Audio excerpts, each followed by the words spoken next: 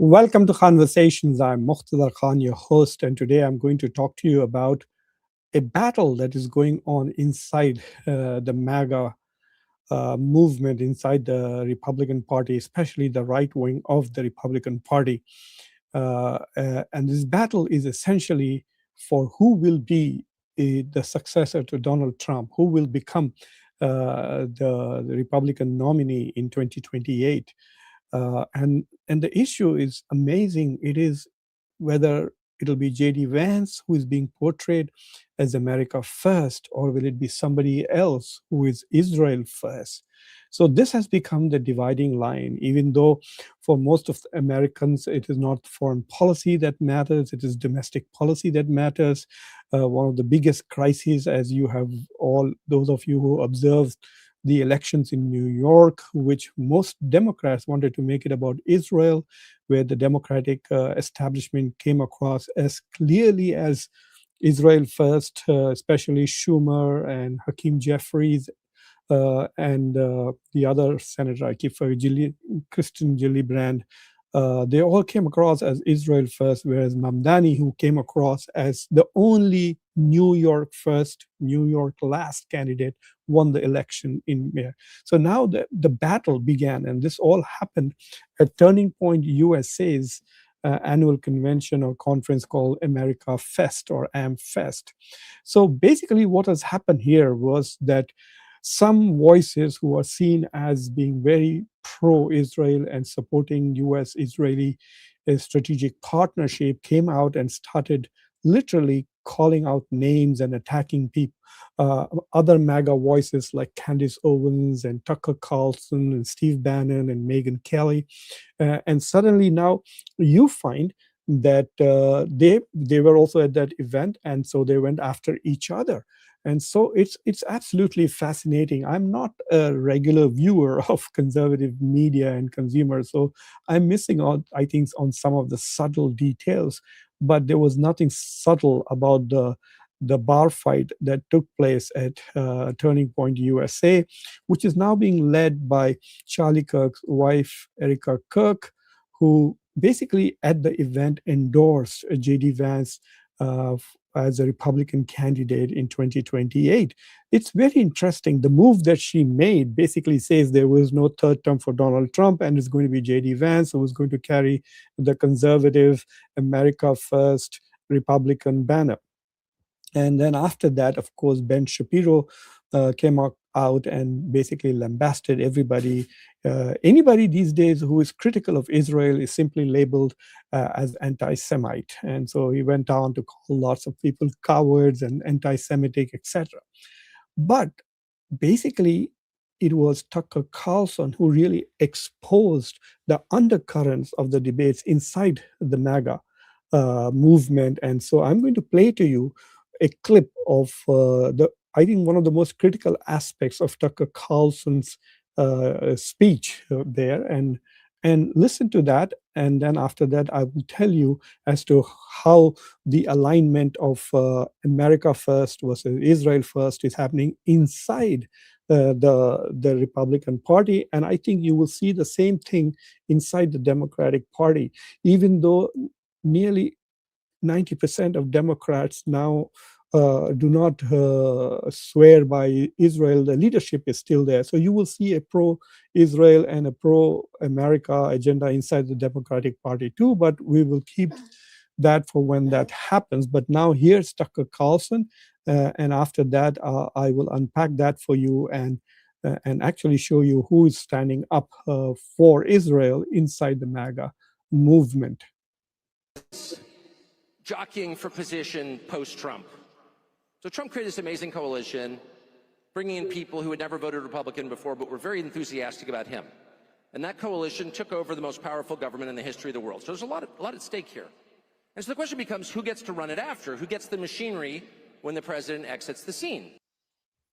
So you must understand that Trump put together a very interesting coalition. A lot of people who would have otherwise voted Democrat, especially bringing in young voters. And Charlie Kirk's movement Turning Point USA apparently played a significant role in turning out young college kids, especially young white men, to come out and support Donald Trump. So basically, the battle is about who will inherit the mantle of MAGA, who will inherit this coalition that Donald Trump created to win the White House by a significant margin. He won all the battleground states and literally wiped the floor with Kamala Harris.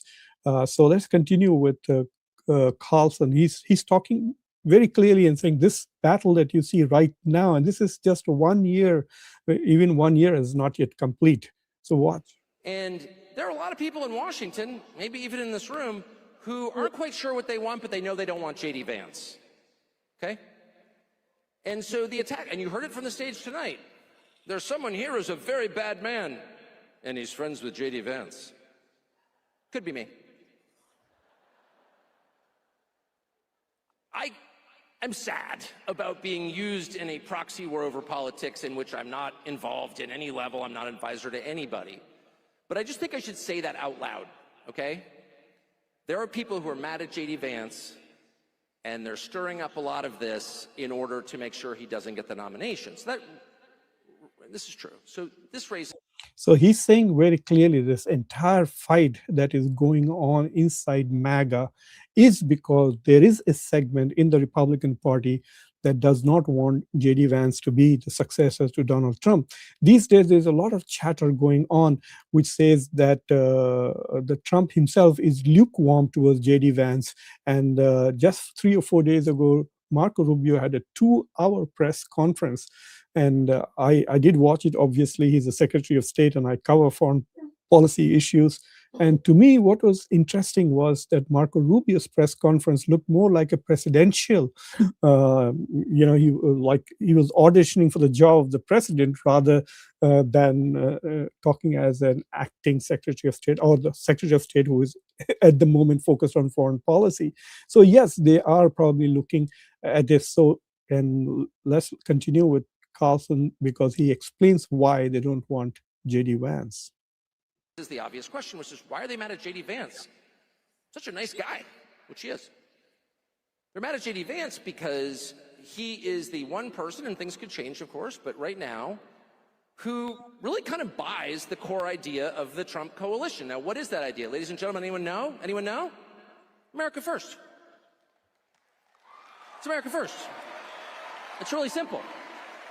Which I notice some people are pretty anxious to retire that phrase. Remember when they told us?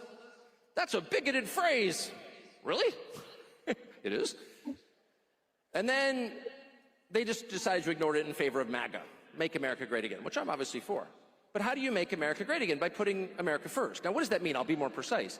It's not a complicated concept. It's a really simple concept.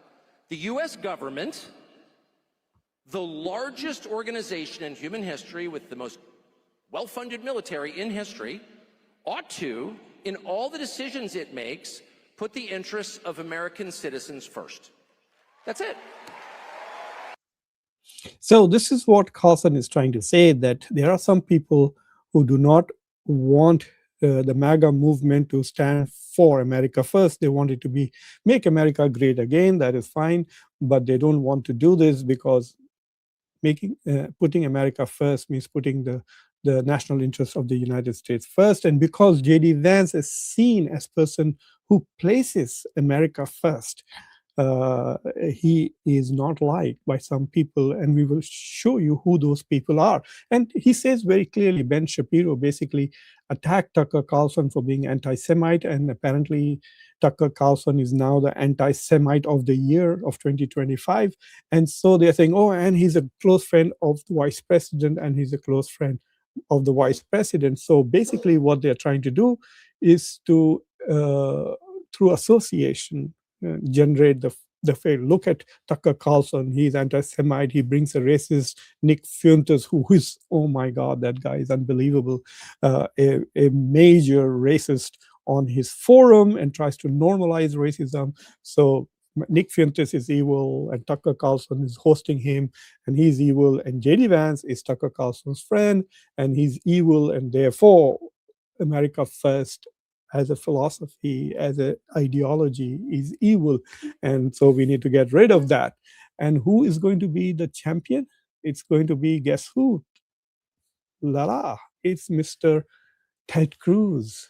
So Ted Cruz has now is running in. So the Zionist Organization of America, Morton Klein, basically is supporting Ted Cruz, and the Washington Post basically published this article in which they said Ted Cruz is planning, perhaps seriously considering running for president. He ran in 2016, and remember, Donald Trump labeled him as Lying Ted, and that label stuck for a while, and he lost in the primaries to Donald Trump.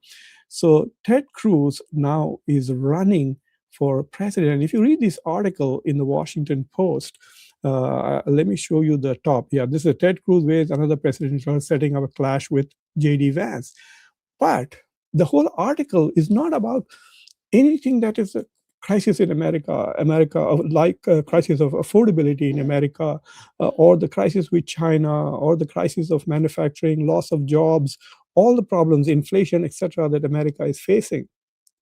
The whole justification is Ted Cruz is running because there is now anti-Semitism and anti-Israeli movement inside the MAGA movement. So Ted Cruz is coming to the rescue of Israel. So he's running to be the president of the United States in order to protect Israel. So that is how this whole thing has been set up now. So the MAGA movement is divided now, as those who feel that America First slogan is now an anti-Israel and an anti-Semitic slogan. And the people who are associated with that are people like Megyn Kelly, Steve Bannon, Candace Owen, perhaps the most well-known of these people. She was not even invited to AmFest, even though she was one of the closest friends of Charlie Kirk. And on top of that, you have another person, Steve Bannon. There are four of them I have in my mind at least: Tucker Carlson, Steve Bannon, Megyn Kelly, and Candace Owens. These are the four who are seen as the America First crowd, and then people like Ben Shapiro and Ted Cruz are the ones who are basically Israel firsters. So this is how the debate is going to go. And it got really, I mean, it was at some point quite unparliamentary. So, for example, I'm going to end this discussion by saying that this is going to unravel the GOP. This is going to give the Democrats a huge advantage in 2028 if they are so divided. And I hope the Democrats don't do stupid things like, oh, I'm running for president to save the Western civilization. I'm fighting for Kiev. I'm fighting for Ukraine. I'm fighting for Taiwan. If the Democrats go down the line, they're going to lose that. They have to simply forget the ideology of Joe Biden, who had only one slogan: ironclad commitment to Israel, which a lot of Democrats began to see as ironclad commitment to genocide and defending genocide and supporting and funding genocide. If the Democrats go down the lane, they will lose to the Republicans. If they stick to the core issues of Americans whose lives are vulnerable, jobs, we don't know what artificial intelligence and what these tariff-related trade wars are going to do to the US economy in the next 3 years. So we have to make sure that the Democrats, at least they need to focus on America, like Zohran Mamdani did, focusing on New York's problems and not Israel's problems. So we will see what happens going forward. But I want to show you how pretty nasty it got if you listen to the way Steve Bannon was talking. Steve Bannon is another major MAGA voice. He was the strategic advisor to Donald Trump in the first term. He worked in the White House. In fact, he went to jail for Donald Trump. So he's an important voice in the MAGA movement, and he seems to be clearly behind J.D. Vance and this America First agenda. So here goes. Here comes Steve Bannon. Ben, you can't handle the truth. He's talking about Ben Shapiro, who kept talking about, oh, we need to talk about truth. So he just talked about truth. especially coming from Ben Shapiro. It was quite interesting, to say the least. What is Greater Israel? It's not about Israel itself. It's about an expansionist Israel, an imperial Israel that Netanyahu and that crowd have thought up. And the Israel First crowd is Ben Shapiro, Tel Aviv Mark Levin, and many others that want to put that ahead of America's interests. Charlie Kirk fought that. You know where Charlie Kirk fought it? In the White House. I know, because I was there. When I went back, Charlie Kirk was working with Sergio Gore to make sure that we didn't get sucked into a land war, a decapitation of the Iranian elites that would lead to a massive civil war that American troops would get sucked into, because that was Netanyahu's plan from the beginning. So this is what it is. They are laying it out that Israel is trying to get America to go and fight its battles, and that's not what we want to do. We don't want to get into endless wars. Can you imagine going into Iraq, a country that had nothing to do with 9/11, that did not have weapons of mass destruction, but it made Israelis feel insecure? And so the neocons really pushed the US to go after Iraq, destroyed that country, killed hundreds of thousands of people, and then gave birth to ISIS. There was no ISIS before that. ISIS emerged after the US invasion of Iraq, just as Hezbollah emerged after the Israeli invasion of Lebanon.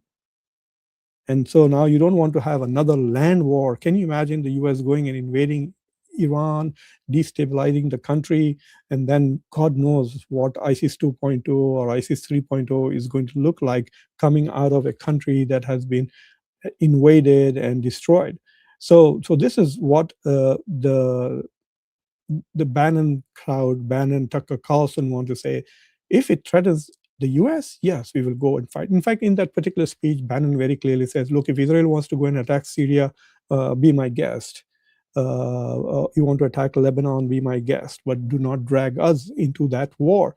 As it is, we spend too much money, billions and billions of dollars, defending Israel and arming it and giving it technology, and then alienating and generating anti-American sentiment all over the world.